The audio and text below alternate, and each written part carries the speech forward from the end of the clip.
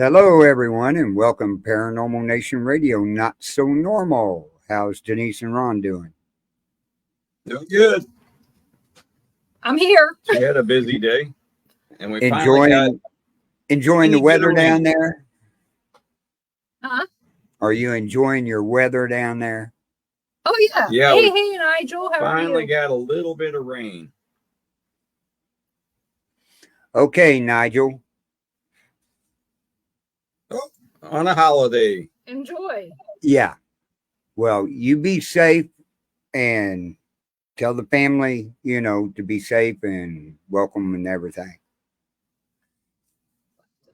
But yeah, we got a little rain today finally, and our grass is now growing and turning green just suddenly. But yeah, this is our last chance of rain until Sunday. Really haven't had any in a couple months.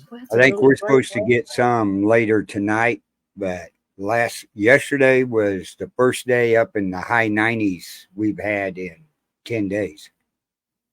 So I wish I could say that. now we're getting back up in the heat wave. Of course, it's September. Almost. Yeah. Well, August has always been the dog days around here. Oh yeah, I know. Hello, Mom. Mom's in there. Mom's in St. Louis. It's pretty hot today. Oh, I'll bet it is. Like 108, 112 something heat index. Oh, Lordy. Yep. Yeah. Ours is right up there close to 100, but not quite. It's hot enough.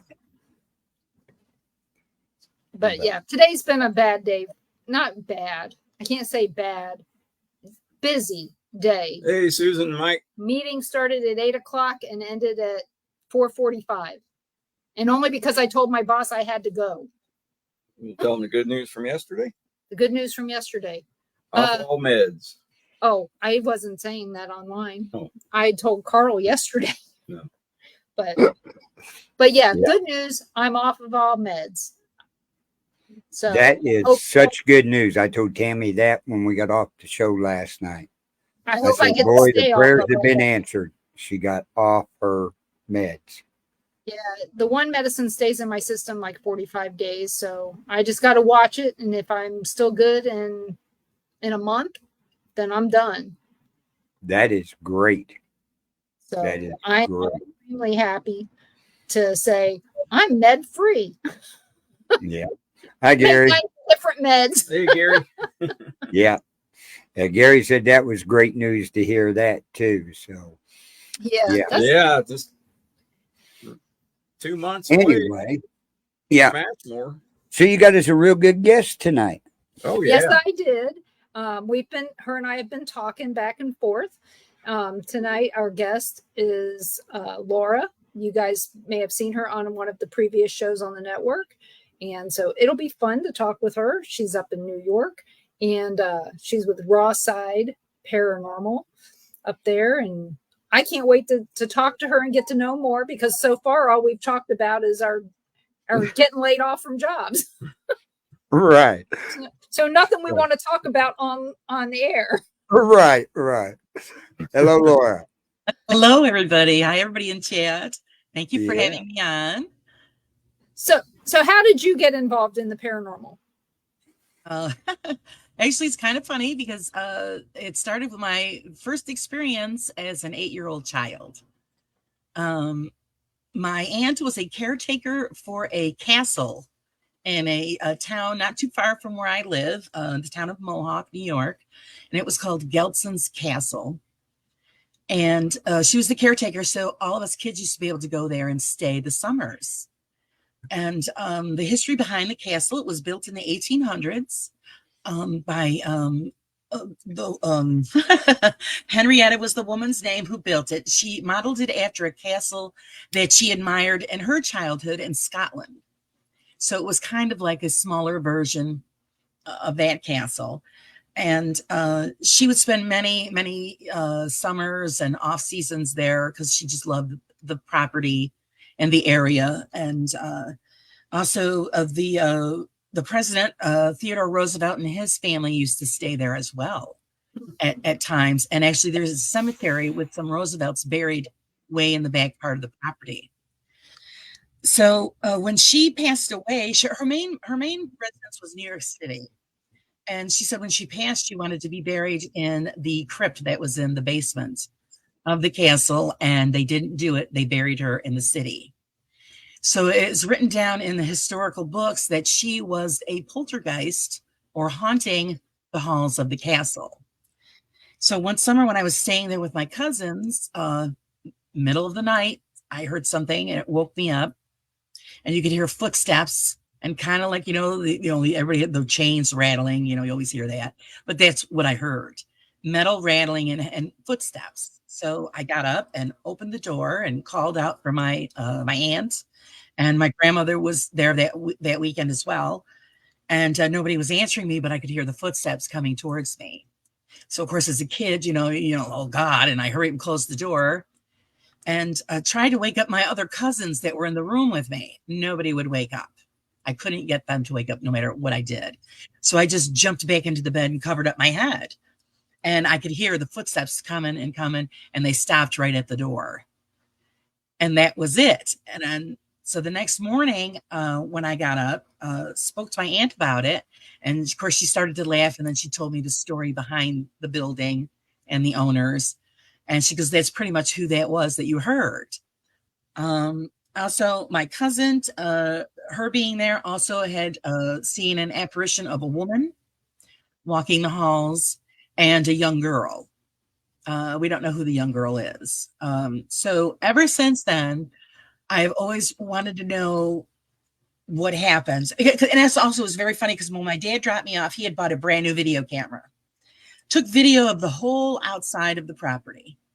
And then when he went inside, he took video of all of the inside. And then when he returned home and we played the video, it was on the big projector, the little, what they call them, mini 8s or something is what they were called. Mm-hmm. All the outside pictures come out, no video of the inside whatsoever. It was all black. So that was really strange. Well, the spirit was right up against that lens going, you're not seeing my house. Exactly. That's what I'm thinking. She's like, no, you can do outside all you want, but not inside. Well, you're not allowed to take pictures inside any of the castles in Scotland. Maybe. I don't know. I haven't been to Scotland. I'd love to go to Scotland. But well, this is same in Ireland. The Biltmore down in, up in Asheville, but down in Asheville for you can't take pictures inside. Oh. For some reason, the flashes cause problems. It was just really weird. It was just, everything turned black. It was just black.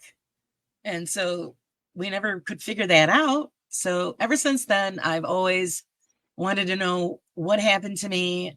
And I've had multiple things happen as I've gotten older. And so that just kicked me off when I got old enough to go and do investigating and just, just researching myself, as an older teenager and young adult. I figured, well, I've got to figure out what happened. Why is this happening? And, and go from there. So that's pretty much how it all started and got the ball rolling. And then I did it mostly, majority of it was, it was all old school, like Polaroid camera and like a Walkman cassette recorder is what I had. And the only thing I ever really caught was I got an EVP on actually a cassette tape. And I still have that tape. I should transfer it to digital so that I could share it with everybody. But as far as, back then, I wasn't thinking paranormal investigations. It was just mostly curiosity. So I never saved any photographs or anything. Excuse me. And of course, I didn't have a video camera back then. Now that I've gotten older, I've gotten, you got cameras and, the video and digital. So now I can keep these things and then share them. And now that I'm retired, share them on YouTube with other people in the community so that we could, compare notes and experiences. My whole thing about my channel is educating and being educated. I think it's very important that everybody, we are a community. We should be as one and share everything that we can so that we can find out that everybody's looking for the truth. Right. And so I think it's very important that we do share, our experiences with, equipment and just investigations and debunking. Very important. Because, you could see something or hear something. Oh, and you're automatically, people think, oh, that's this, when it's mostly all explainable.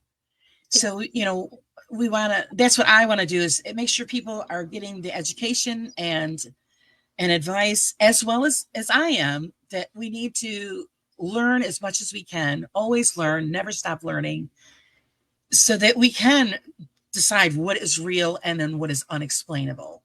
Yeah. I mean, it's all data.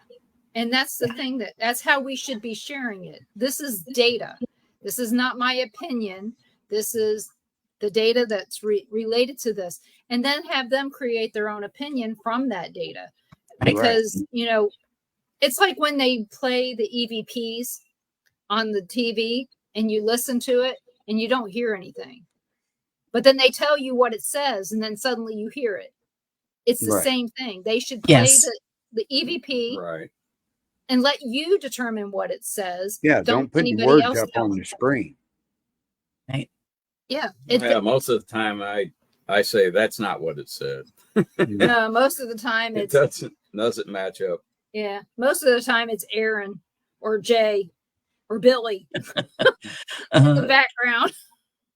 Actually, I just went out last week. It was the 15th. It was the reason I went back. I'm trying to put together a story on a cemetery that we have here.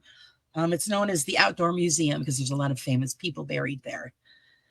And it dates back to the early 1800s is when the cemetery, 1850 is actually when it was established. And I had taken a photograph on the 13th, and it was in the back older section, all shaded, no sunlight. But by one stone, you see this white shadowy, just a section by this stone, and it was nowhere else. So I'm saying, well, there's no sunlight, so it can't be sunlight, bouncing off a camera lens or any other kind of thing going on. It was during the day, so there's no like fog or mist so that, spiked my interest of, okay, what's going on in this section? So I went back on the 15th and I did a video and ran the digital recorder. And of course, as I was filming and had the recorder, you don't hear anything. It's just, you're walking around like talking to yourself. You go home. I get home and I put the headphones on and put it in the recorder. And as I'm talking, you hear this heavy breathing. And then you hear I'm asking for its name, but you hear it say my name. Because I did introduce myself. When I say I'm here in respect, I'm just visiting. My name is Laura. And in the heavy breathing, you hear it say my name. Are you sure it wasn't their name too? No, because further down, after you heard my name a second time, then I asked for their name again. And then you hear it faintly say, it was like a whisper. It was like their mouth was, it was like they were underwater kind of sound. It was really muffled. And you hear it say Jacob. So I'm like, oh. And my friend is the one that caught that for me because he has a better editing program. So when he ran it through and looped it, he says, I hear the name Jacob. And then further down a little bit ways, he hears it say, somebody is watching you.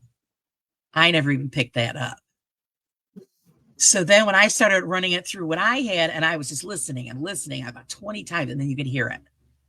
It's just very faint and like muffled, like underwater. Somebody's watching you. Did he drown? I don't know. And the thing was, I took all kinds of photos that day, but not of that one specific stone of the name. I was on the backside. Oh, and okay.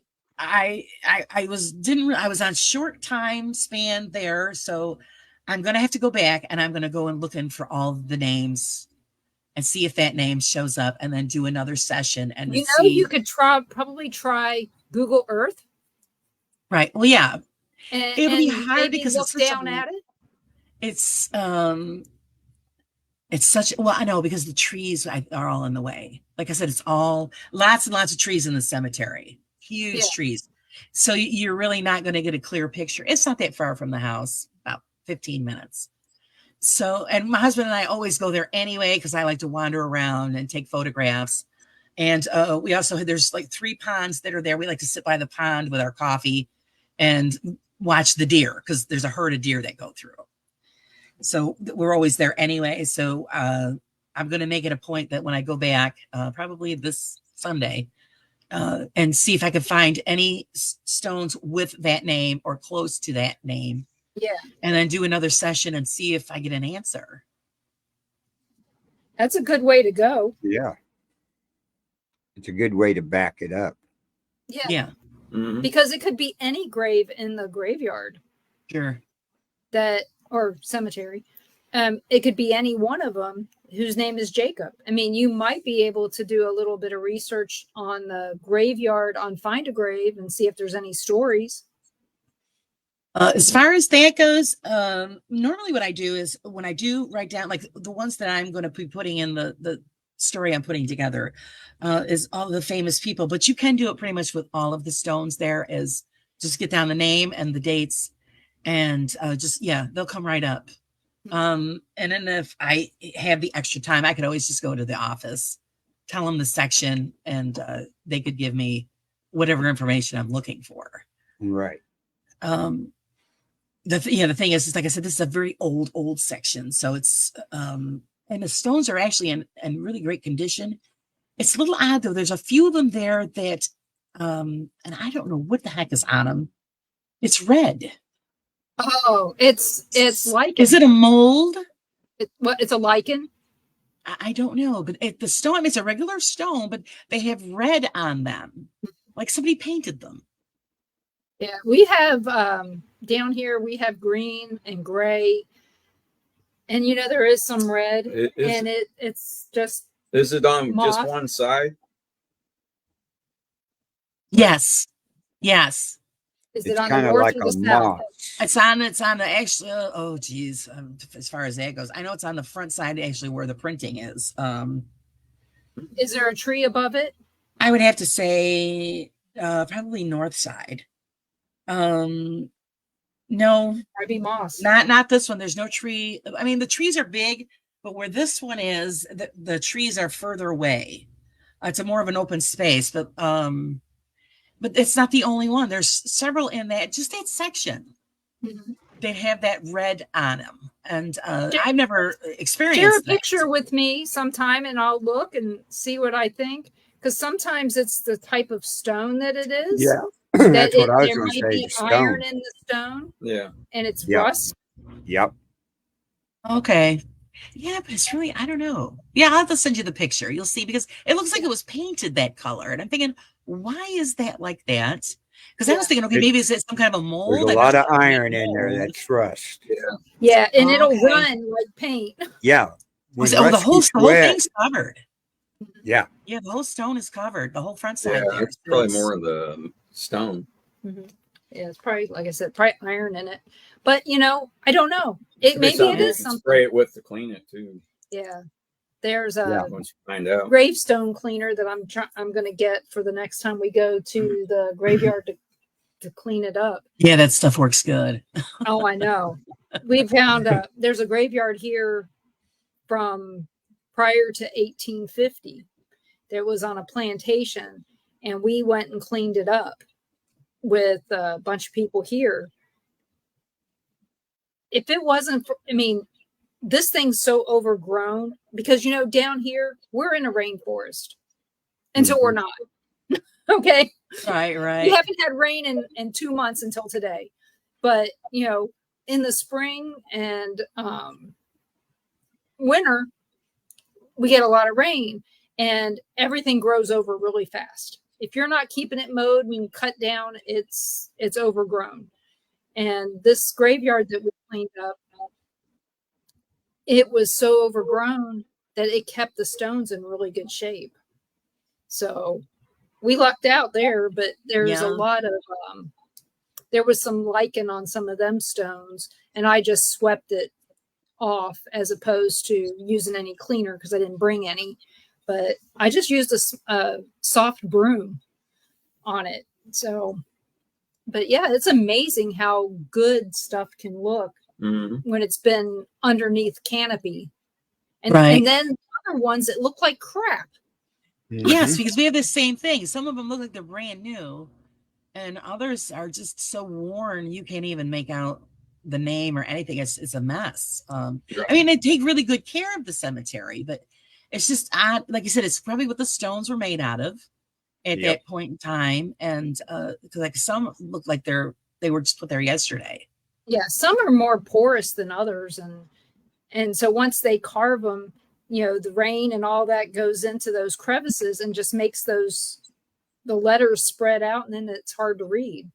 Right. So kind of like a cat. Well, it's like a cavity, I guess. Yeah. So, hey, Yes, Crystal. 'cause, my husband's saying, "Oh, how are we gonna?" I go, "Well, actually, we could do is just bring tracing paper and a charcoal and do a rubbing." I says, "And then we'll figure it out. You can read it Yeah. that way."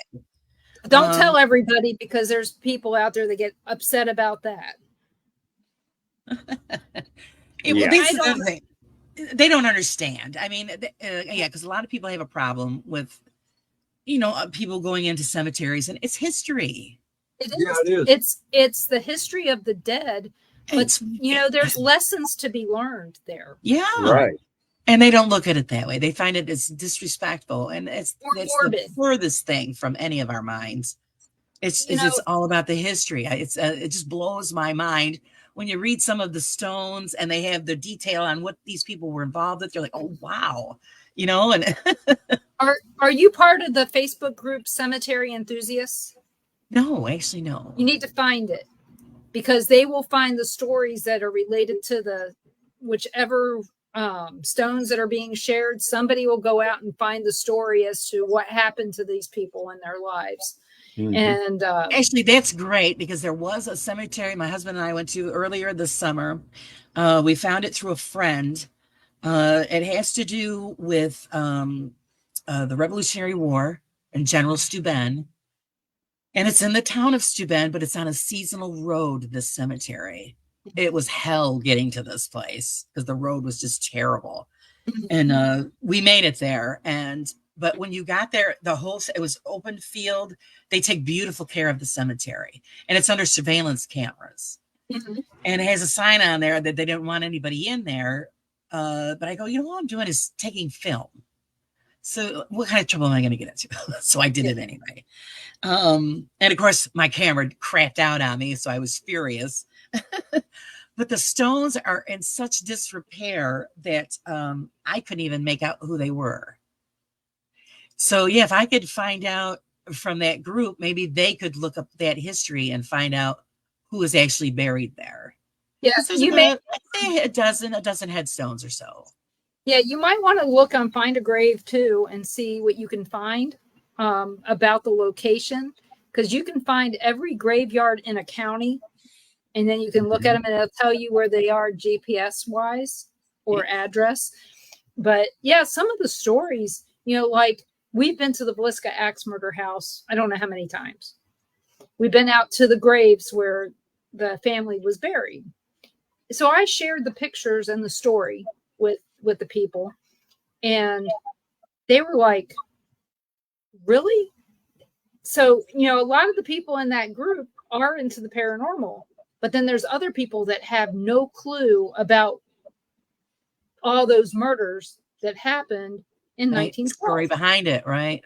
Right. And so I shared that, and somebody asked me, how did you come across this? And I was like, it was my husband's great uncle was the sheriff in the investigation. That's not how we came across it, but we came across it and then found out this other information that was related. Right. But when I was growing up, every Sunday after church, when we went to church, we would go to the graveyard and have lunch with our dead relatives. We'd have a picnic at the graveyard. Right. To me, it seems odd that we don't see more people at graveyards. Right. We say it's pretty common around here. Mhm. Believe it or not. Oh, It really? kind of blew my husband's mind. My husband's like, what are these people doing? And yeah, they had blankets set out and they were sitting on the ground. And I go, this is just how they, they deal with their grief. And they, they come and they visit and they hang out, and it's usually a daily thing, all day thing. We're there, like I said, picnics and all of that. So it's pretty common around here. So we have a question from Gary. He asks if you use dowsing rods. I have never used dowsing rods. Actually, it's kind of funny because I also have a magazine that I published and put out for the community, and it's free. And that is one of the articles that I did in September's issue, which will be going out on the 1st, is about the history and use of dowsing rods. But no, myself, no, I've never used them. I've heard other people use them. Another local group here who did use them, she let her son come with them on an investigation, and he used them, and he brought home something with him. So the woman would never use them again. Actually, I think she's out of the paranormal because of it. He brought home something, and it wasn't friendly, and I think it just pretty much scared them to death. Well, but as far as myself, no, I've never had any experience with the dowsing rods. Yeah, we've had quite a few experiences with them. I hardly use them anymore because I usually know what they're going to say, so I don't worry about it. But Ron likes to use them. Gary made Ron a pair that are fence posts, and Ron likes to carry them around. they're really carrying for protection. Right. See, everybody has, it's kind of mixed reactions to that. A lot of people think, oh, they don't work, it's all crap. But then there's other people like you who would like to use them. I always try to keep an open mind. I have not experienced use of them, so yeah, I would probably try them if I ever got any. Yeah. Well, it depends. It's certain locations. You just kind of go, well, I got a feeling this is going to work the best. Other locations, not so much. Right. It's like anything. A lot of people don't realize about dowsing rods is that electric companies have dowsers on their payroll.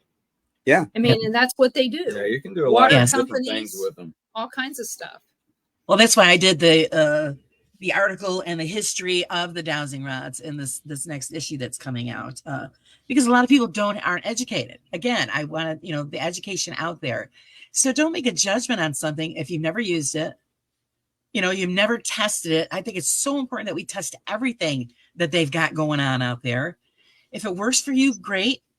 If it doesn't, then you don't use it. Everything is an experiment. We did an experiment with them at McPike Mansion. We went and I said, yeah, they do work great there. But I was interested to see if I could put them in the ground. Stick them in the ground in a nice level spot, ask questions and see if they would work. They wouldn't. Nothing. I put them in a holder on the table at the Sally house and said, okay, Nigel, do something. And they wouldn't do anything. So it seems like it has to do with the energy going through the person. Yeah. Mm-hmm. So it's weird when you think about it that way, but that's how it is. I mean, but when you look at it, the energy through the person. Now, there's some people that you give the dowsing rods to, they'll never move. They're negative grounded. You have to have a positive ground going through your system to the ground for the dowsing rods to work. Because we've had people, standing in water holding dowsing rods, and they'll never move. Right. Never. So yeah, it does. It's very important. Same thing like with pendulums. Pendulum does work with the energy of the body. Plus, the planet itself is involved when you're using and doing pendulum readings. So, like I said, the energy has to be there for whatever is around us. You have to be connected to it somehow. Right. Now, like a pendulum, I made a metal ring with a holder with a pendulum on top of it and putting my finger down on the bottom. I'm not near the pendulum chain or anything. Right. And would ask some questions and it would start moving. Sure. My system is going through the rod. Right. So, like I said, it's all an experiment. It all depends on how open you are. I try not to judge anybody or anything until I, go through the evidence and the data, and then I make my own my own, judgment on what I think it was going to be for me. I mean, Right. and it's, what works for me might not work for you guys, or same vice versa. So That's it's true. Yeah. and It's in the true. paranormal, you've got to be open. You have to be open-minded. Otherwise, what are you doing it for? There's Tom. His dowsing rods are big, bulky with LED lights and built-in EMS. No wonder I don't bring them all the time. Yeah. I remember seeing them, Tom. He brought them to an event. And It we probably saw needs them its in own the suitcase plant. for him, right? It was just funny as hell. But yeah, I think you're right. I mean, as far as that goes, that it's go right back to the same thing. It's all data. Right. And you can say, okay, Carl got this answer with dowsing rods. Denise was in that same spot. She got the same answer with dowsing rods, or Ron got it and Denise got the same thing. She walked in the room and just said, hey, the spirit said this. Right. Then it becomes a validation eventually, Right. Excuse me. that somebody's validating somebody somewhere. Right. And And again, like you said, it might work for you, but not for Carl. Right. Exactly. They say, well, we don't want to talk to Carl. We want to talk to you. And blind data is great. When you walk into a room and you start asking questions and you don't know what Carl just asked. Right. And you ask the same thing and you get the same answer. That's even better. Yeah. Because It you is. blindly did the same thing. It may not be controlled, but it still falls into the realm of important data. Yeah. Data and validation together. Two or more. So we had a really good question last night on the show that I was on, well, on my show. And what I wanted to ask you, your opinion, okay? I know that there may not be any fact based on this, but up in the area that you're in, you've got a lot of history to explore. Okay. Yes. Some of the other parts of the country, not so much, but that they know of. We'll go with that they know of. Do you feel that there is a time limit, kind of an expiration date on how long a spirit can haunt before they cross over or dissipate? I don't. I think they're here because they want to be here. Whether it's because they enjoyed life so much that they didn't want to give it up, or like a lot of people say, they just don't realize that they've passed on, or it's just a choice that they just want to stay here. I don't think that there's a time limit, and I think it's just like when people say, well, because this place ain't haunted because we didn't experience anything. That doesn't mean that there isn't anything there. It's not a circus act. And I always have to remind people that they don't work on or answer on command. If you go in there and you're polite and you treat them like they were living, I think you'll have a better result. But if you go in there and say, gee, dance monkey, they're just, would you do it? I mean, honestly, would you answer somebody says, well, I need you to do this, or could you do that? No, I think if we treat them as if they were still living and just had a general conversation, we would get a better return. But as far as a time limit, no, I don't think there is. I think it's their choice. My belief is that I believe that we evolve into a higher form of energy, because that's what we are. We're energy encased in this body. And then when we do pass, it's a higher form. And the energy, you could go where you want. So if you choose to stay here or go, to wherever we go, then, I think it's by choice.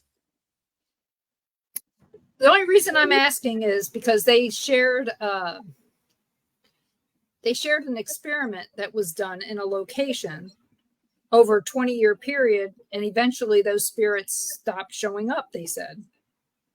I don't know I don't know the location. I didn't have that access, so I don't know. And how do they know for sure that they stopped showing up? Of course, they're paranormal investigators. We try to believe what we're told. So they said that they hadn't gotten any EVPs, they hadn't gotten any notification that these people were still haunting the place. How many times did they go back? Just that one Quite a time? few. 24 years. Over 20 years. All right. They said Well, over the 20-year 24 years. period, though, it slowed down and then stopped. Yeah. Yeah, it was Okay. the time period these spirits were alive early 1900. Okay. So a little over 100 years. But they went back in their data all the way to the year 2000, all the way up until 24. And went The through last all 3 the data years. and the names and everything. And just in the last few years, this one name that been going on for several years stopped coming out, stopped communicating and everything back and forth. And that's where they came up with their conclusion. Maybe there's a time frame or a lack of energy that they used up and couldn't get no more. Could be. They would make sense. Or that they just crossed over, that their made the choice, unfinished yeah. business is done. You stop and Yeah. think, like Ron said last night on the show. You talk to most paranormal people, and the oldest person or the oldest spirit you have communicated is died within the last 300 years. Right. We're So not it's- getting Yeah. anything further back than that. Yeah, they're not Right. finding anything further. Yeah, because we're not seeing This dinosaurs. we talked to people over in Europe, all over Mhm. here. I said about the oldest they get is maybe 300 years old. It's just weird. Well, that they know of. Yeah, I mean, that they know of. That they Yeah. know of. That's what I'm saying. Right. Yeah. So we don't can only know. go by what they say, Right. because we weren't there. But Right. I know But that I mean, Yeah, even though that's it could be everybody. it could be like you say, like a dry spell for 3 years, and then who knows? They go back later on. It might be there again. It could because be. as they say that there's no time in the afterlife. Right. Or did they Well- move on? Or, We also Well, like Haunting somewhere else. They went on vacation. we also like to use Echo Box, and the reason we like Echo Box is because it's instant communication. yeah. And I don't No know if words I'm a in it. spirit. I got somebody, with a little EVP recorder, and they're asking me the question. Ask me a question, and I'm answering, and they're not talking back to me. After a while, I'm gonna say, "Oh, the hell with you." Right. So I don't have any of the fancy gadgets. I don't use any of that stuff. Oh, that's not Uh, fancy. It's not I- fancy. Again, just cameras and a It's a digital $20 recorder. app. Oh, is It's a it? 20 Yep. Yep. That's all we use. Well, that And I've and used some necrophonics. apps on there. I've tried them, done some experiments with Oh yeah, them. we've tried different ones too. We know which ones don't work. The It wasn't too Echo impressive, Box most of them. 3 and necrophonics, we've Yeah, gotten a necrophonics lot pretty out good. of both of those. They have to get the Denise seal of approval. That Yeah. that there's no weird Denise gets code the that- app and tears it apart to see what's in it. Right, what's going on with it, right? And in the Echo Box, there is no words. It cannot make a word. It's on phonetic sounds. So that's again, you have to do your research, you get the education, to Doesn't know use what's the going internet. on with that stuff. Yeah, it don't use the Uh, internet. It don't use none of that. Not Right. looking at your location or anything. So we go back to data again. Again, that's what our world is. It's data, and that data relates Well, to history. From another group, they use a body cam, and I never really even thought about it. It's like you just Right. pop that thing on and just turn it on, and that's it. You're done. You got Yeah. 2 hands that are free. It's right. It Right, sees yes. what's in front of you. Yeah. Because how many times have you been doing something and right in front of you, you've seen a See a shadow go across. and Right. you're Well, going, just look at camera. that. Put one behind you on your back. Yeah, Yeah. that's another one. That's where Yep. I want to place it, is on my Another back. one is to Because, take pictures behind you. because everything always happens. Oh, it was behind me. Yeah. So, or if somebody say, "Oh, they're faking," well, they can't be faking if the camera's pointing in the other direction. Yep. Right. Because it sees what's going on behind you, and you've got your camera in front of you. What has been the worst or best faked evidence you've ever seen? Right. Actually, did you guys actually, and the debunking community is still trying to debunk this one. Mo Sargi, have you ever watched him on YouTube? They're in this building. They have their K2 meters, two K2 meters on the chair. And he's talking to it, asking for it to move, and you see it slowly moving. And nobody can figure out how he's done it yet. Okay, well, that may not be faked. Something that you know this guy is is pure fake. This guy's pure fake. Oh, okay. So okay. know, and he's big league fake. Oh, I know somebody else that's probably a Yeah. bigger fake. But we're and they're trying to break down. They're trying to break down and figure out how he did it. Can you see the bottom of the chair? Yeah, you can see the bottom of the chair. No fishing line. I mean, it's just the camera's right on it. You see it moving. What they're coming down to the thinking is that he took it apart, and there's space inside just enough where you could put a little vibrating device inside of the unit and close it back up. So then when they turn it on, it would vibrate enough just to make it slide on the chair. That's the theory so far. I'll have to look at it and see what I think. Because, sometimes, you're sitting there and you have a bottle of water, glass bottle. You sit it on your table. Condensation happens and your glass moves. Yeah, it floats. Yep. Yeah. It could be the similar thing there. Maybe it's water. Well, it's a fabric. It's a fabric chair. Okay. And there so could be something they in were the chair. thinking they were thinking forced air, magnets. But somebody said, yeah, well, when you picked it up, the other magnet would have fell down. So they've been through all kinds of stuff. They're still trying to figure out how he did it. Not necessarily. He could have had the magnet inside the device. Right. And the other magnet was inside the chair. I mean, without looking at the chair, you don't know. There's yeah. I'll just see if I find a video and I'll send it to you, because everybody's trying to figure out how he did that. And who's to say they didn't put a vibrator in the chair? Yeah, but then the other one would have moved because there was two units on the chair right next to each other. Only one of them moved. So only seen one of them slowly move forward. So they're thinking, okay, how the hell did he do this? And like I said, they were thinking had been forced air, but no, because you could tell if it was forced air, you'd see other stuff moving around. Like I said, I'm going with the vibrating thing inside, because they do sell these little tiny things that do vibrate. I'm thinking maybe that's might have been what it is, because like I said, when he picked it up afterwards, there's no string, there's nothing attached. The only giveaway for that is because when you look at both units in the video, the one on the left side, the edge where the two parts come together is completely closed. The one that moves, there's a slight gap, proving that somebody had the unit opened at one point in time. So that's, It'd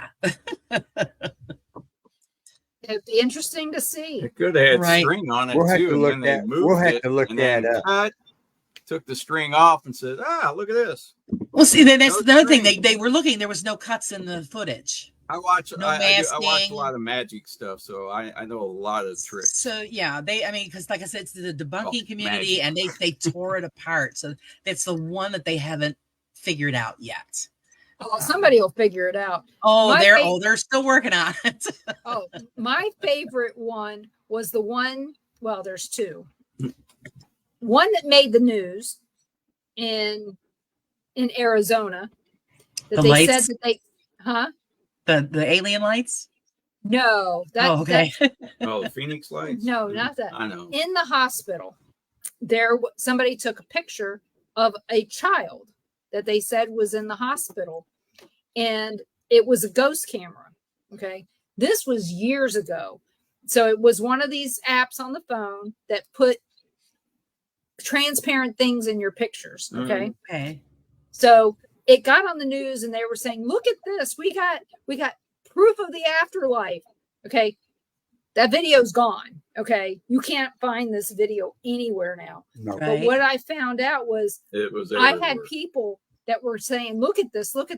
And Same picture. I took the picture that was from that app and posted it online and said, it's this picture. It's in an app. And I showed them it and they were like, oh, it's fake. Yeah. Yep. See, And then that's my what, other, go it's ahead. amazing. See, if you didn't show that and proved it, people would still believe that it was real. Well, Oh, what's, yeah. what's There's bad? probably still some that they'll still believe it. What's Yeah. bad is that the They just want news to. put this on the news down Yeah. there in Phoenix and didn't fact check it. Like all That news. was worse. But then on the other, there was another one on Ghosts of Morgan City. Yeah. That one gets me because Mm. there is this, nobody's in the house. And this is at Captain Caviar's house. And Ben Hansen and Sarah Lemos and what's his name? Cajun guy. And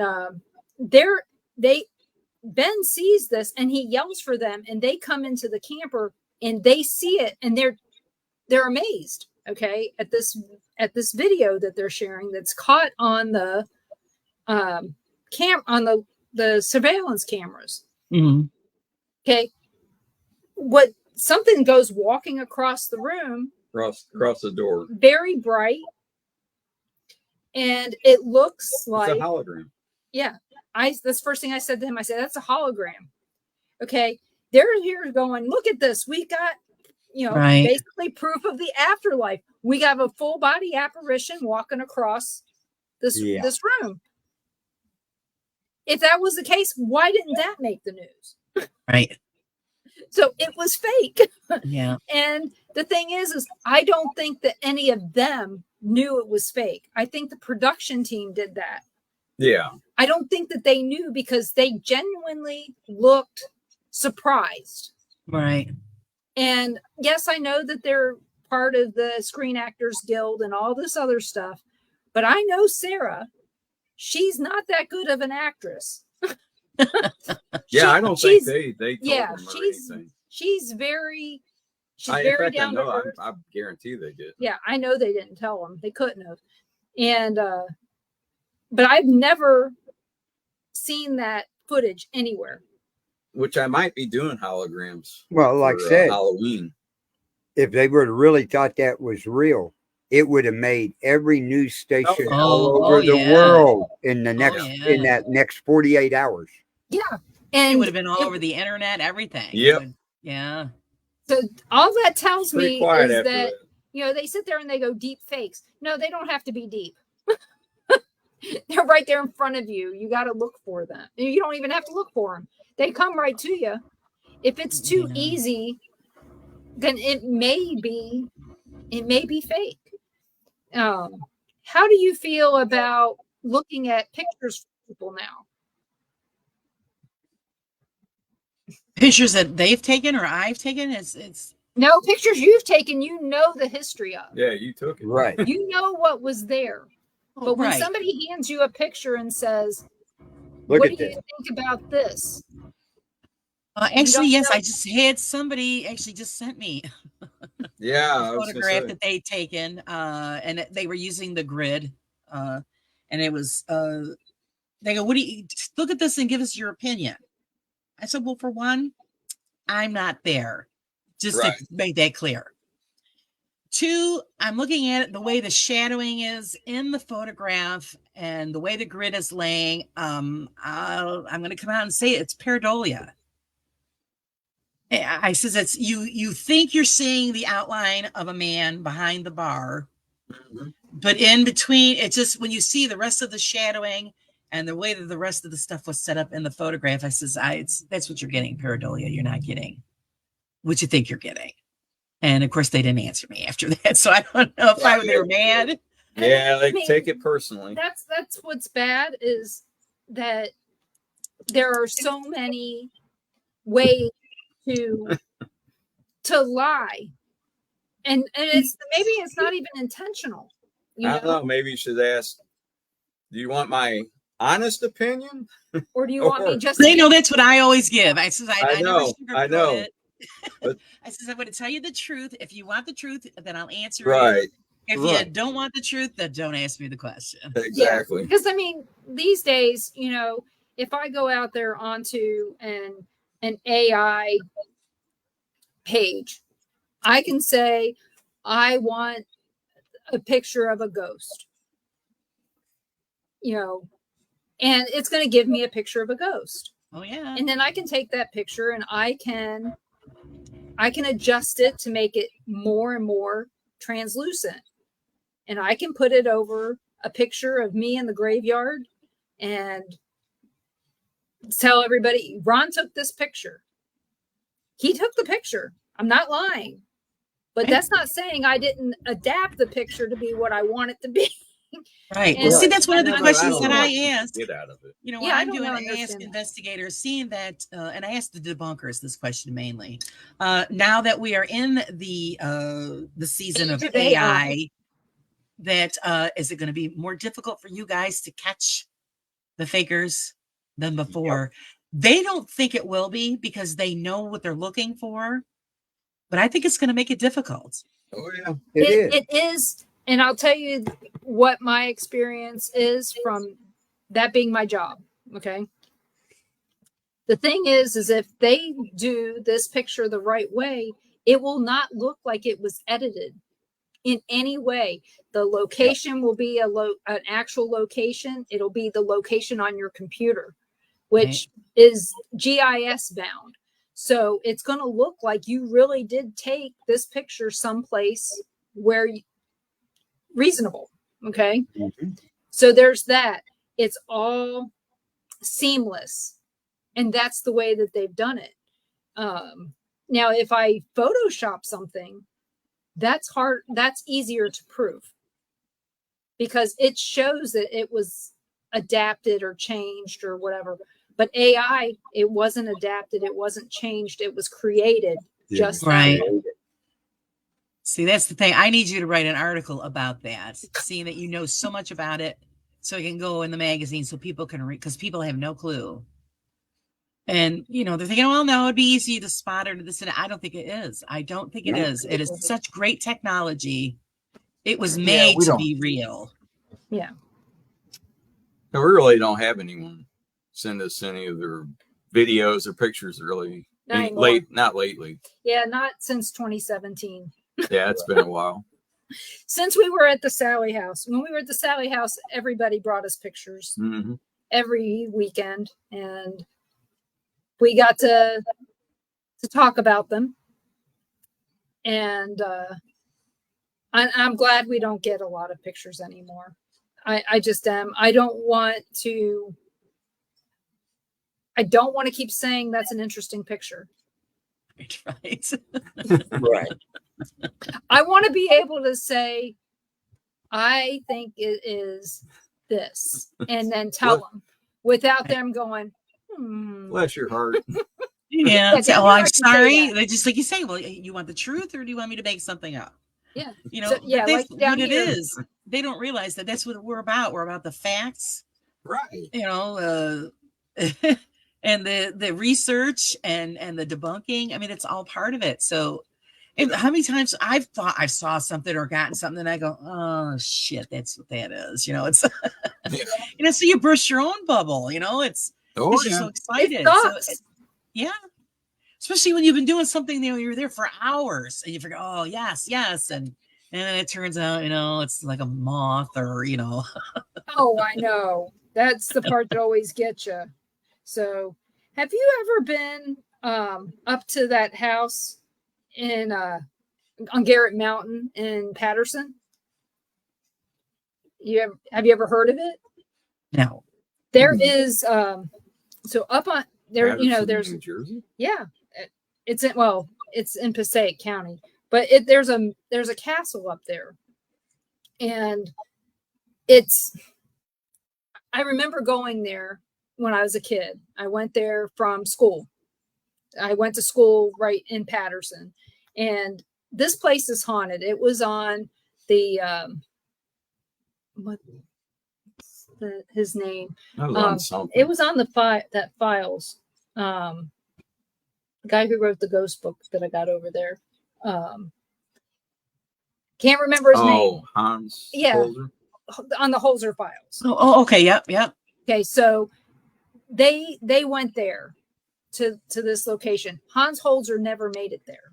That's the reason that they went there.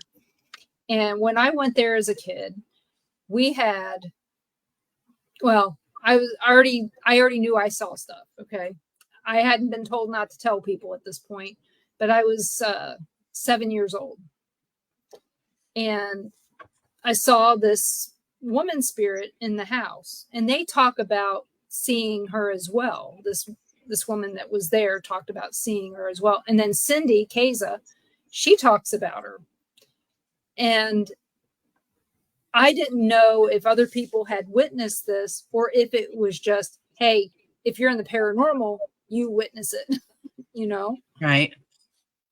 But yeah, it's just down it was up the mountain from where I lived. Right. Yeah. No, I was never there. Because you know the area. Mountains there are not that high. It depends on where you. Well, it depends on where Well, you are. that In that one's area, not. yeah. Over here where I am, they're pretty high. Yeah. Well, She's there. They are. yeah, New Jersey, it's at the bottom part of the Adirondacks, I guess. Right.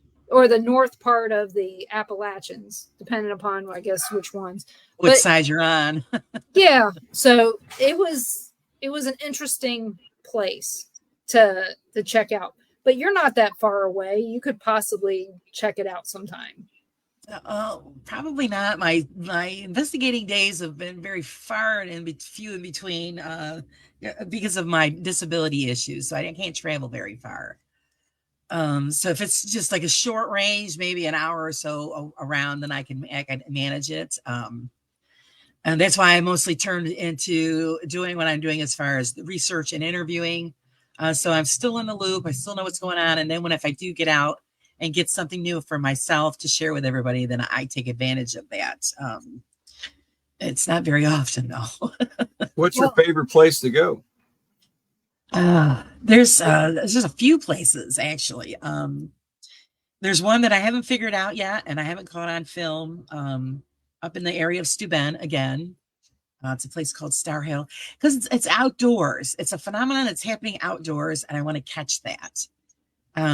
It's called Star Hill in Steuben, and it has the history of that area. That road is that back in the 1800s, a doctor was coming home late one night from a call, bad weather, lost control of the buggy, and he rolled over into the ditch, and it killed him.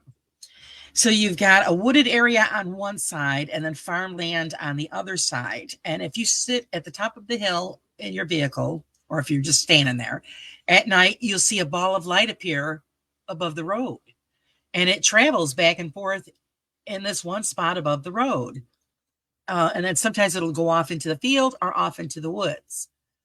And I've had stories of people said where it's actually traveled past their vehicle and then they can't start their vehicle for a few minutes after that happens.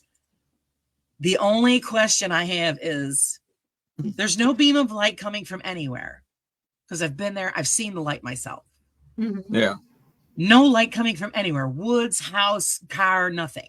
It's pitch black, no beam of light, just the ball of light. But NASA has an installation that is further up the hill on a side road. Does it have something to do with that? And could it be related to a possible antenna, microwave, RF that's causing some trouble with other things?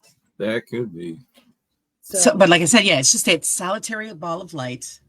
And so, yeah, that's what I would love to. I mean, it's been that way for years because I used to go there as a teenager. Yeah. It was, let's go Star Hill. And we'd all sit there and we've all seen it and seen it disappear or travel off. But what the hell is that? Is it Does it show up at the spirit of does the it show doctor? up at the same time? No, it's not the same time. Sometimes and sometimes it doesn't show up at all. Yeah, a friend of ours did a movie about spook lights. Yeah. He lives down in near Joplin, Missouri, where there's they're known for the Hornet Light or the Spook Lights down there. He went out to see the Brown Mountain Lights in South Carolina. And there's also some lights down in Arkansas. So they're apparently everywhere. But so far, all the ones that he's investigated have to do with Native Americans, it seems like. Something strange there. Irene, we hope you're doing okay. Man. Get some rest. Little long day too. A friend of mine, a boss of mine, lives in Washingtonville, New York. And have you heard anything about up there being haunted? Because he asked me, and I was like, I don't know.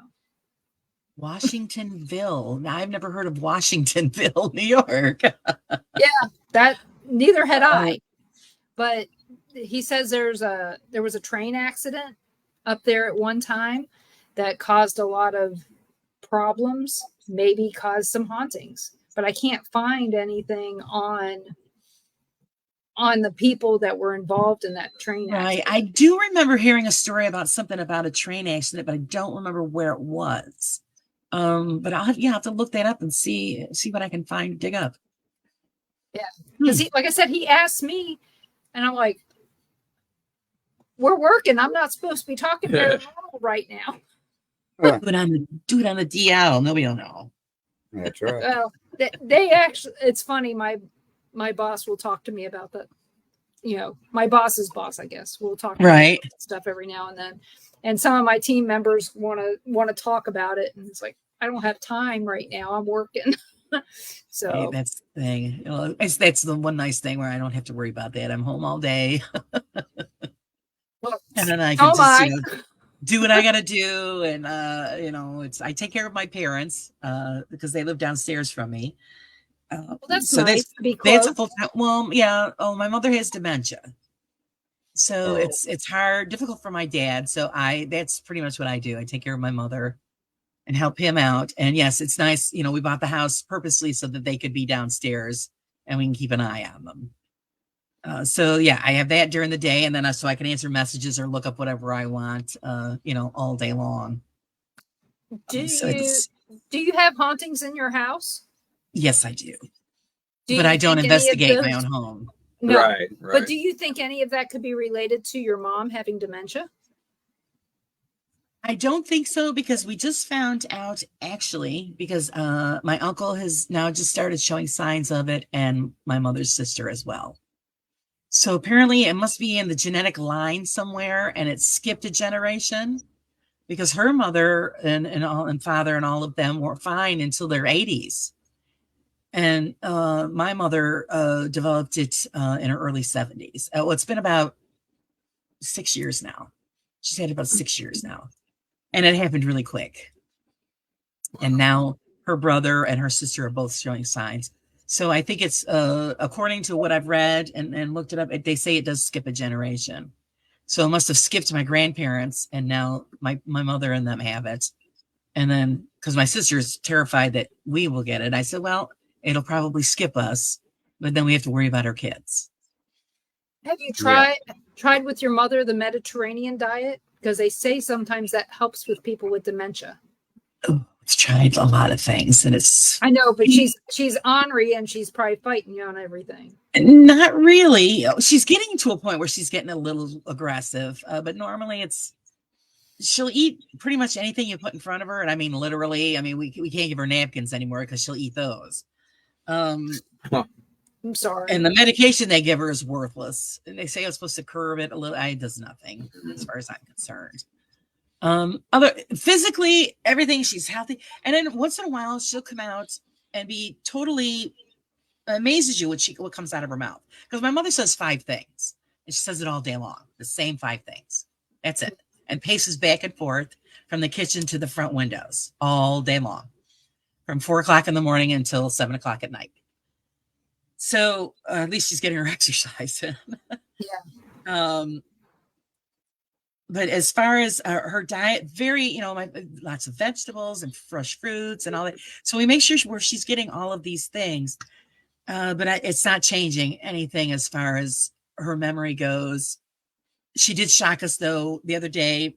For the heck of it, I wanted to see if she could still write her name. So I put her name on paper and I said, here, Mom, write this down. And she did it. And she hadn't done it in 6 years. Good. Wow. So it's in there. Yeah. It's just lost. Yeah, you need to start taping her when she has lucid days so that you can get some of the family history from her. So she's not that elusive. Well, Like I said, all she says is like, I'm done. Later, I'm hungry. I love you. And that's pretty much my mother's vocabulary. well, at least she's got I love you and I'm hungry, so at least you know what she wants and who she likes. Yeah, Yep. and she doesn't recognize anybody but my father. So everybody, my father's name is Henry. Everybody's Henry. Because I say, well, who am I? Henry. Okay, so she doesn't recognize any of us. Well, we know how difficult that is. Yeah, I tease her a lot, and then I'll say, if you mention anything that has to do with physical labor, she's out of there. Say, you keep it up. You're driving me nuts. I said, I'm going to give you the broom and make you sweep. Even though I know it's worthless, she's just going to sweep it all over. But it's keeping her active. Or I'll say, I'll give you something to fold. Or what are they? No, later. And she takes off. She's still knows about that. Maybe she's a lot more lucid than you think. Well, she catered to us our entire lives. My mother was an angel. And I think maybe this is her revenge. For anything in that says, she goes, I've taken care of all you, and now it's my turn. Yeah. Yeah. She's like, okay, now we're going to change the table around. Funny. Well, see, the thing is, it's really funny is when she doesn't want to eat. My father won't force her. I go, oh, no. You've got to make her eat, whether she wants to or not. I said, so when I'm downstairs, I know if she was lucid for anything, oh, they were such a bitch. But I'll say, she'll get up. I'm not going to eat. No. I make her eat it. You have to clean your plate or you can't leave the table. I said, karma's a bitch, isn't it, Mom?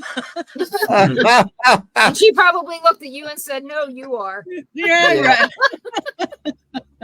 If they had come out, then I would say, okay, you're right. But, she goes, damn, that's coming back to haunt me. That's right. Because I remember the days where you can't leave the table until you eat your dinner. So, it does. What goes around comes around regardless. Yeah. Good and bad. And, when you were growing up, it was a good thing. And here it is. It's a good thing, but she's not seeing it that way. And you didn't see it that way back then. But it is good, Right. And again, we're back to history. History repeats itself. Yep. And that's what the data says. And you're seeing it firsthand. Yeah. Oh, yeah. So, but otherwise, she's just as feisty and whatever, but it's just, and that's another thing, my mother, my family, after you have children, all the women blow up like balloons. It's just our chemistry changes after we have children. And, so my mother struggled with, weight and stuff, after she had my sister and, cause my mother was a little tiny thing. And then, but as soon as the dementia started taking over, instantly the weight was gone. She's skin and bones now. Also, another thing that was really strange that I discovered, we all discovered it. My mother smoked for years and then she quit and she hadn't smoked in like 30 years. When the dementia started taking over, her brain was telling her she was still a smoker. And she wanted the cigarettes.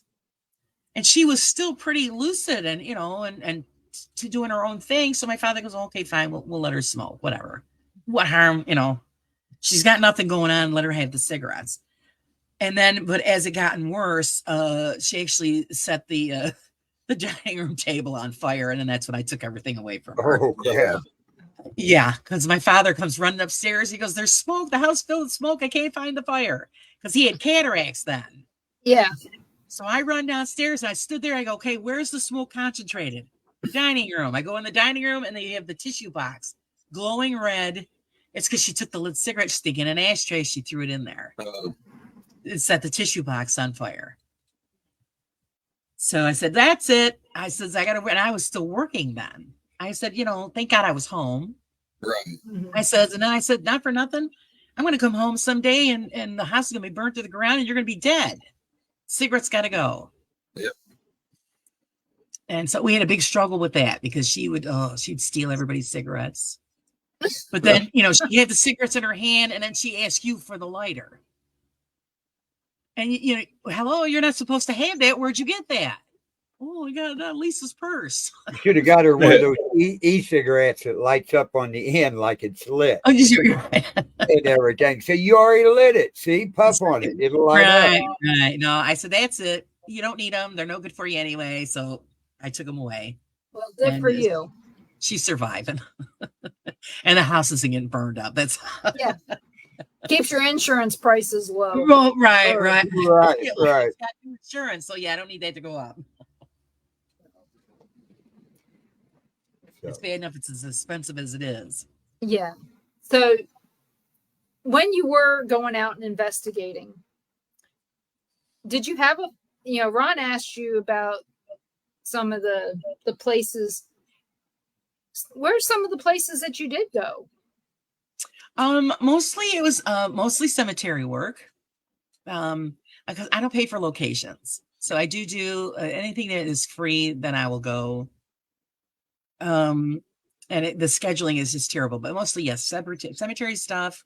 I did go back to the castle at one point. The problem is that somebody had purchased the property and we can't get back on the property because I was hoping to get back in again.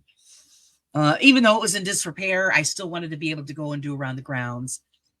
I've done some private homes locally. I don't usually do residentials because it's such a long-term commitment. A lot of people think that, you just go in, you say, okay, this is this, and here's what you do, and then you go away. You really can't do that, especially if it's something really, really serious. Yeah. Right. I've lucked out most of the places that we've had to do residentials on. We went in to diagnose it and brought the solution with us. And the people were extremely happy with the results. I've never had any problems. Right. Only one we couldn't do that with, but she was nuts. And it had nothing to do with her house. It had to do with her. Her, right. And she wouldn't get help. I did one, it's a residential, and I did the house cleansing. Because I'm also a minister. So, I did the blessing and the cleansing for her, and it's been good. So she hasn't had any problems. But like I said, mostly either it's abandoned spots that are locally in our area, maybe 100-mile radius or so. Oriskany Battlefield, I love going there because that was one of the bloodiest fields in the history in this area. I still haven't gotten permission yet to be able to stay there at night. I want to be able to stay there at night because the stories are that they do see soldiers and people walking across the fields. So I was hoping to get a chance to do that this summer, but it doesn't look like it. I'm pretty full this summer. The good thing about that is at night, they didn't battle at night. They mostly battled during the day. Right. So at night, is that a Revolutionary War site? I believe it was part of that. Yes. It goes through the town of Oriskany. And it was just, they said it was so bloody. It was like a patch of blood from field to field. I do think I have some pictures posted on my page. If not, I could send you, because I was going to do a story on that as well. I do have all the information, so I could send you some of that so you could read it. Yeah. Very interesting spot. We've been there a few times. But the thing is that it's just, I haven't gotten anything the times that I've been there. But of course, you got to go several times. But I would like to go at night as well, because they said people that live in the surrounding area, actually next door across the street, because there's a bunch of houses that are by there now. They said they have seen things. So I'd like to be able just to go there, maybe do some EVP sessions and or even just sit there with a camera rolling. I can see that. What happens.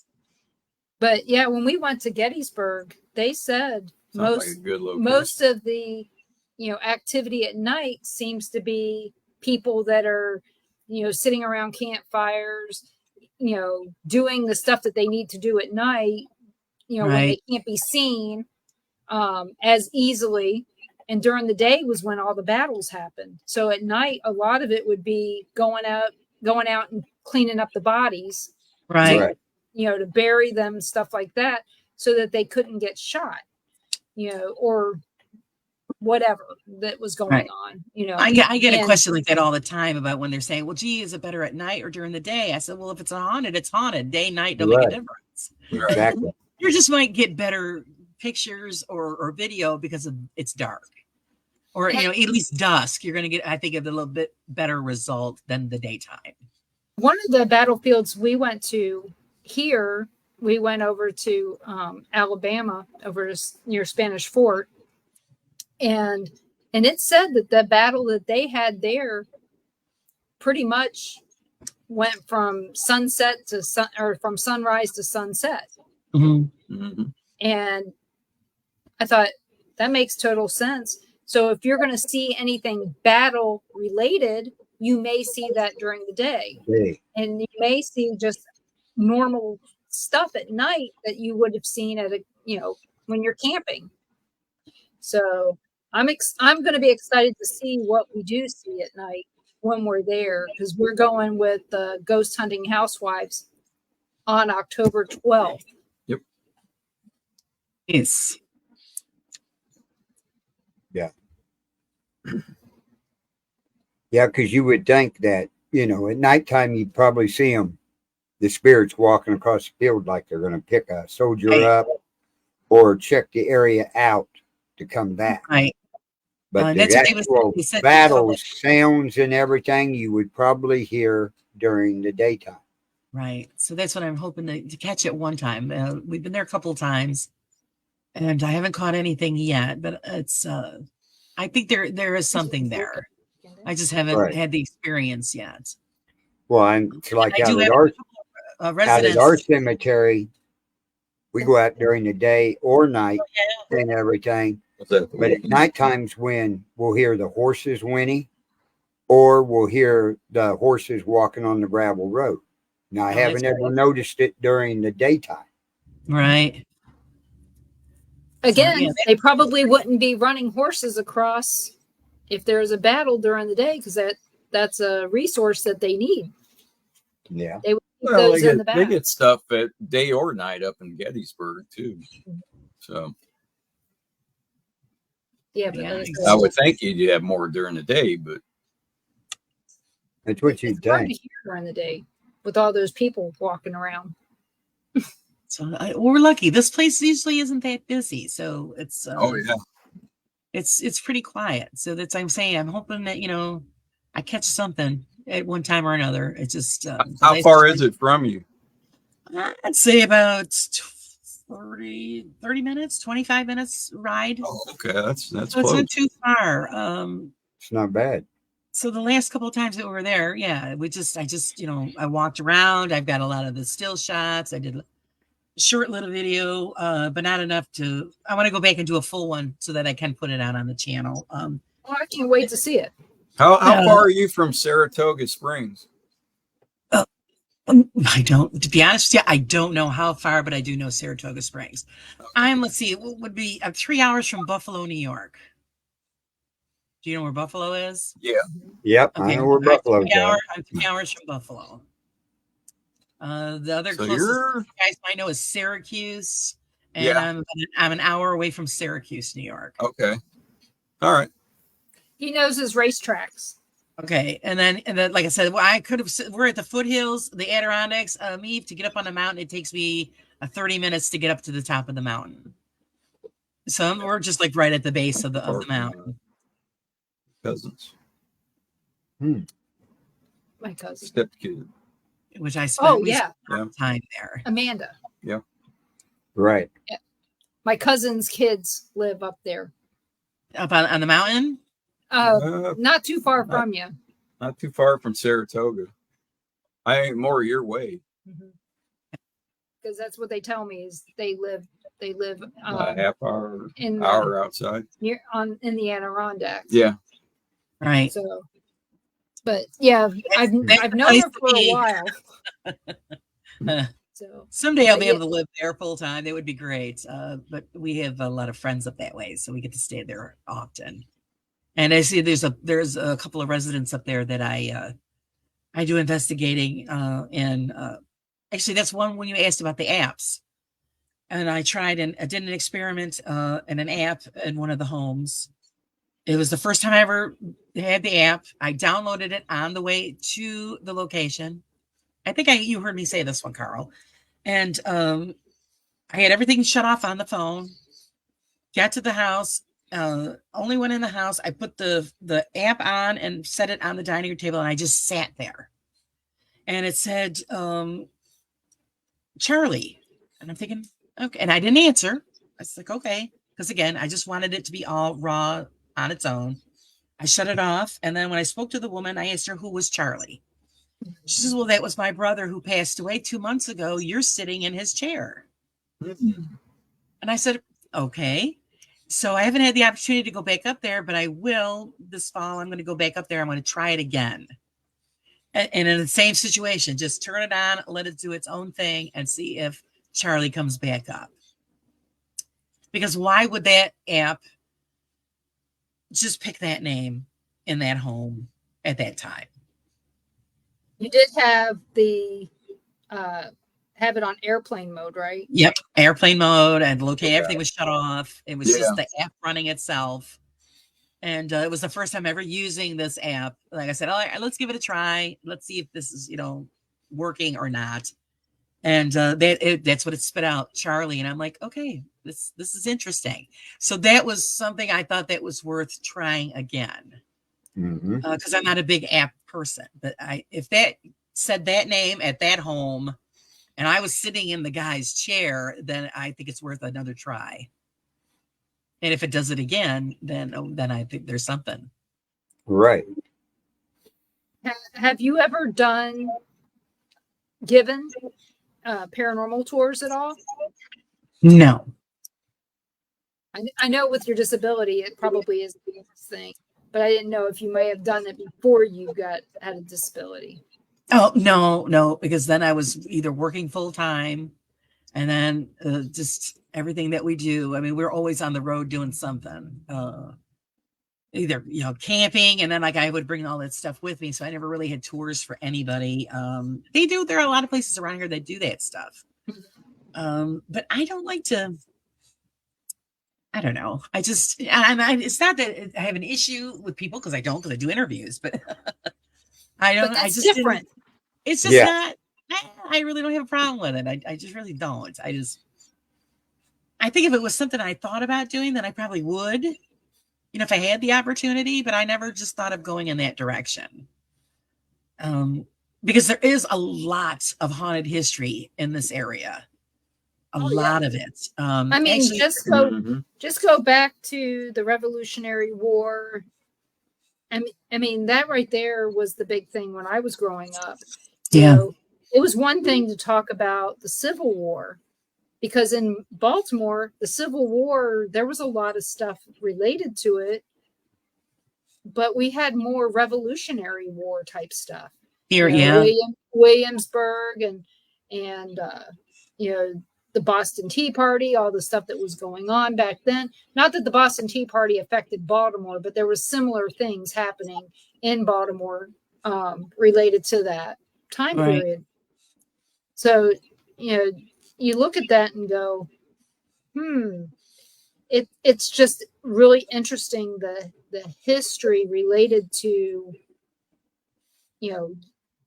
Fells Point. You're only caught dead in Fells Point now, but back then you weren't. It was taverns and fun. It was like downtown Baltimore then. Now it's not. Well, same here. We're on the edge. I live in a village on the edge of the city, the main city, and it was like a mecca back in those days. They had the everything went by the Erie Canal. And it come through this area. And so that was where everything was shipped and went to all the factories in this area. A lot of industry was here. That's why there were so many famous people buried in the cemetery that we have here. So, because you'd think, how the hell did they end up here? Because now you look at it, this is a city out of the way. It's, but there's a lot of history here. Right. And you guys probably had a buttload of mills. Yes. Oh, yeah. And some of them are still all standing. and Yeah, still in use. Patterson, that's where Oh, my still dad used? worked, was at the mill Mhm. right there on the Passaic River. So I know that there's a lot of them up there, and not just textiles. You had lumber mills and flour mills and Oh, all everything. these other things. I mean, we live in a town called Milton. Milltown is what it was at one point. Right. We have a whole buttload of mills here. How many are standing? I don't think any. Oh, what a shame. And they're from prior to the 1600s. But yours is They're the still same milling. way. Yeah, they're still milling. It's Yeah. just not those old ones no longer exist, Right. and Right. those places are now parks. But you guys have got the same thing. I mean, that's where Well, everything the was. waterway that they used, they filled in and made it a street, but all the mills are still there. So you could drive right down. The street's called Broad Street, and that's all old mills, and some of the buildings are still in use. Which is great. Like I said, this used to be like the place to be at one time, and so that's why so many people came here and are buried here. So that's a lot of history. Yeah, history is amazing, Yes. and as long as you don't have to learn dates and times, it's great. Right. I love. Yeah, because the only time love- I'm going to remember any of that is if I'm actually looking it up for an article. Then I go, okay, then. Right, that's how I am. I mean, I Like, can okay, it was remember. around the 1800s or whatever, but So, you give a roundabout figure. well, it is almost time. So, where can everybody find Laura Wilbur? You can find me on YouTube. It's Raw Side Paranormal. I'm also located on Facebook. Anybody that's wanting to contact me, you can contact me through rawparanormal8@gmail.com. And also, I have the magazine, which is called Paranormal Pages, The Inside View.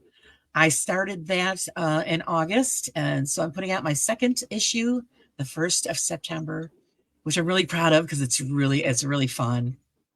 And anybody is just welcome. It's a community-based magazine, so it's there for education, fun, and to learn about all of us out in the community. So if anybody wants to submit any articles, artwork, advice, and stories of any kind, they're more than welcome. And if I have room, I put them in, or I'll save them for the next time. I really hope everybody does take part in it, because that's what it's all about. It's And I will be edited putting. very nice. I'm sorry. It's edited very nice. Oh, thank you, and it's my first time doing a magazine, so any feedback would be welcome. Like I said, And where can they find that magazine at? The link will be in my community section on my YouTube channel page, and then I also will share it out on Facebook as well, so everybody has access to it. And if anybody who's watching this sees the invite or the banner that I created for the show, there is a link in there, so you should be able to get to it, but only for a couple more days. Okay, so quick right down, but yeah, if they find me, they'll find me on YouTube, and like I said, it'll be posted in the community section. It's actually ready to roll, but I don't have it out available for the public until the 1st. So because it takes me all a month, and I had to do it early this month because I've got a wedding to do this week, so I had to hurry up and finish. So I think everybody's going to enjoy it. We had a little fun with this one. In October, I'm going to do. It's going to be a Halloween themed, so everything in there is going to have to do with spooky October. So if anybody has any ideas or fun stories to share, also if you have a business or anything, or even I also do pages about equipment. So if you have experience with equipment, tips, whatever, you send them in so that we can put it out there, because everybody in the chat, you might know what these things are called, but you don't know their history. I always try to look up the history, the use of what that's used for. And and everybody's, advice, do this with it or don't bother. It's so that it's like it's all about education, but fun as well. And it's free because it's a community based magazine. So Right. it's free to everybody. And it keeps Laura off the streets at night. Yes, it does. Because Yeah. I get myself into trouble. So, well, everybody, you can find the Paranormal Pride every Monday night on. Oh boy, my brain is finally stopped. You can find it on the Bill of Rights Network, Things Network, on the Paranormal Pride YouTube channel and Facebook. Right? Carl's got it going on. And I'm on a break on Monday because of Labor Day. So please, everyone, enjoy your Labor Day weekend. I just informed my boss that Monday was a holiday. And he was like, really? Really? So, I don't remember. I know. Labor Day's early this year. Schedule a meeting. So everybody, please enjoy Labor Day weekend and have a good time. And then you can find us here every Tuesday night at 5 p.m. Central here on Paranormal Nation Radio, Not So Normal, on the Bill of Rights Network, Things Network, Temple of Phoenix Rising Entertainment, and the Paranormal Pride YouTube page, and on Born TV Rumble. See, we got each other covered. Hey, we got each other's back. We always do. They can't find you after all of that. Right. Put it away. But you can find every show that's on the Bill of Rights Network and new shows that's on the Bill of Rights Networks from other paranormal people on the Bill of Rights Network, on Facebook, and Born TV on Rumble. Those two channels especially, you can find them. So we have a lot of shows over here. So Wonderful. I want to thank Laura for joining. You can join us anytime you want to. Well, thank you very much. I had a great time. Just reach out and let me know.